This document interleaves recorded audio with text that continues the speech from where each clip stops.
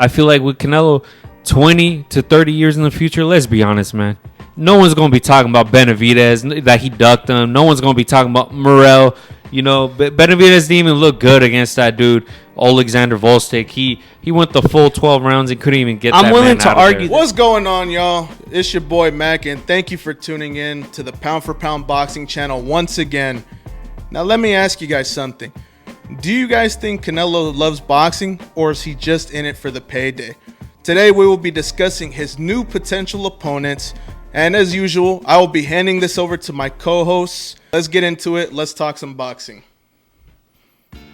Welcome back to the Pound for Pound Box channel. My name's Eric. And I'm Alex. Let's get straight into this hot topic. Canelo Álvarez has been hearing a lot of heat behind his name due to the fact that he wants to fight somebody like Edgar Berlanga or even someone like Chris Eubank Jr. I mean, what is this guy doing? What is your whole take on this? I just feel like, obviously I'm disappointed, right?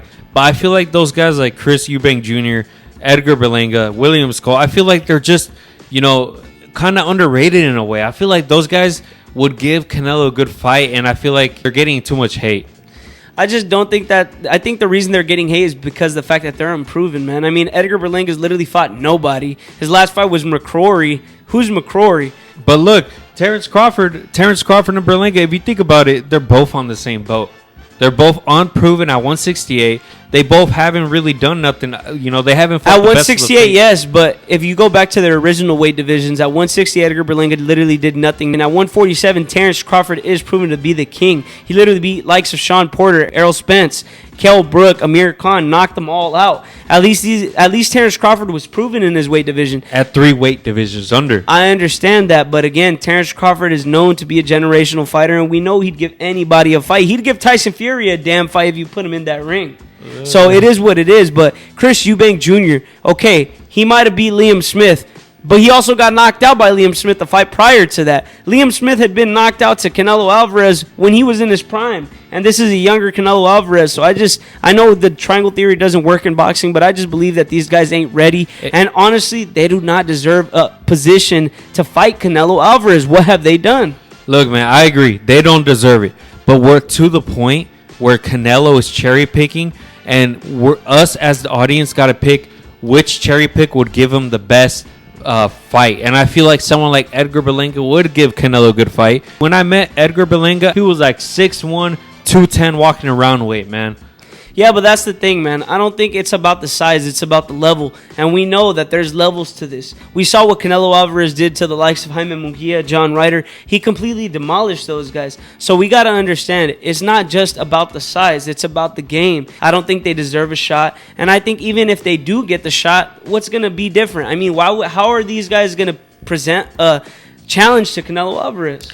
Look, man, the size of Edgar Berlanga, and then the speed of a Chris Eubank Jr., and then William Skull. I watched a little bit of clips of him, and he is more impressive than what people make him out to be. I just think the whole issue behind this isn't the fact that he's fighting those fighters. I think the whole issue behind this is simply just based off the fact that who are those guys? To the general public, to all those casuals, they don't know who those guys are. At least they know who a Benavidez, who a Terrence Crawford is. They don't know who those guys are. So I just think at Canelo's position, being that he is the undisputed 168-pound champion, being that he is the face of boxing, us as fans, we deserve better than just to get these random fighters. No, I agree, but it's like what I said. Canelo is at the point where he's just cherry picking.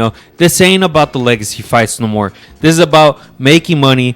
At the end of the day, boxing is a business, man. And I feel like just like Mayweather, we gave him kind of the okay to cherry pick. We should give Canelo the okay, But I think he should give us some fights against David Morrell, David Benavidez. I think we deserve those fights before he starts doing this. Yes, Canelo is 1 foot out the door, but the guy's still, 33 years old? So he's not completely washed up yet. But this guy still has a lot in his gas tank. And what did he say in that press conference against Jermell Charlo when he won? He said, I freaking love this sport. I'm willing to do anything. I'll fight anybody. I'll take on all comers. He's just saying that for the public, man. He's just saying that to sell, Obviously, he has to say that. When a boxer puts himself over boxing, that's when I think there's an issue. I don't think any man, even Floyd Mayweather, yes, he was a great, one of the best ever, but even him, when you tend to put yourself over boxing, I think that's when you lose all the love from the fans. And I think even if you look back at a year ago, Canelo's lost a lot of fans for the same reason that he's cherry picking at this point.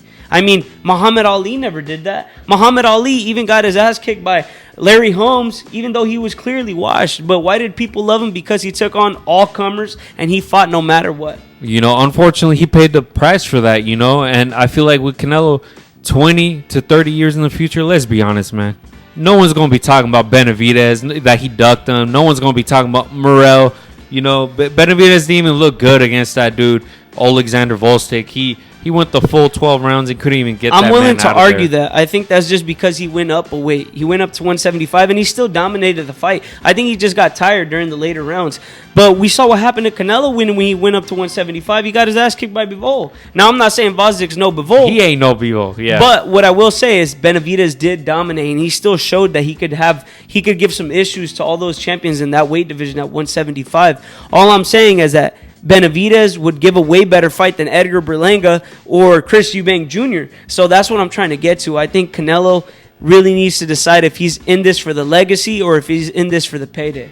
But is Benavidez really that proven? He beat Caleb Plant, but everyone knows that Caleb Plant, you know, he's a great fighter. I have respect for that man, but he doesn't have the savviness of Canelo. And he also beat a guy that was from 154. Benavidez beat Andrade. Like, that wasn't too impressive. I get that, but again, Canelo didn't want to fight Andrade, right? When he fought Caleb Plant, he didn't need to fight When Andrade. he fought Caleb Plant, yes, he knocked him out, but again, he had a lot of trouble against Caleb Plant. Caleb Plant was winning a lot of rounds before he got knocked out. Against Benavidez, he had some good rounds, and then he got his ass beat. So that's my point. I think Benavidez is the best proven person to fight Canelo to get that chance. This guy's been a mandatory for the last 3 years. He had to move up a weight division because Canelo didn't want to give him an opportunity. So that just tells you everything. I just think at this point, us as fans, us as Canelo Álvarez fans, we just want to see the best, especially since he's the face of boxing, for crying out loud. I think us as fans, we pay our hard-earned money